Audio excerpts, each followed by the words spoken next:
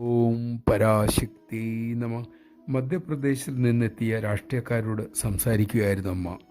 മക്കളെ, നിങ്ങൾ പൂജ്യമായാൽ നിങ്ങൾ പൂജ്യന്മാരാകും. സീറോ ആയാലേ ഹീറോ ആകാൻ സാധിക്കൂ. ഒരു രാഷ്ട്രീയക്കാരൻ പറഞ്ഞു. അമ്മേ, ഞങ്ങൾക്കത് വ്യക്തമായില്ല പറഞ്ഞത്. അമ്മ അരുളി, മോനെ, പൂജ്യമായാൽ, അതായത് അഹന്ത മാറിയാൽ, ആഗ്രഹങ്ങളും ആർത്തിയും അകന്നാൽ അവിടെ ഈശ്വരം വന്ന് നിറയും. പിന്നെ അവിടെ വലിയ വിജയങ്ങൾ മാത്രമേ ഉണ്ടാവൂ. ഒരാൾ പറഞ്ഞു, അമ്മ, ഞങ്ങൾ രാഷ്ട്രീയക്കാർക്ക് ഇതിനൊക്കെ സാധിക്കുമോ? ഞങ്ങൾക്ക് എതിരാളികളില്ലേ?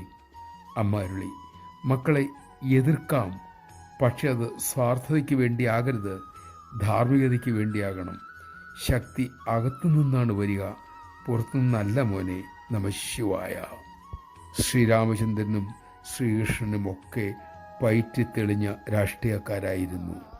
ആധ്യാത്മികതയുടെ സ്പർശനമുണ്ടെങ്കിൽ ഏതു മേഖലയിലും വിജയം ഉറപ്പ്. ലോകം മുഴുവനും ആധ്യാത്മികമയമാക്കാനുള്ള കലയാണ് ആചാര്യന്മാർ നമ്മളെ അഭ്യസിപ്പിച്ചത്.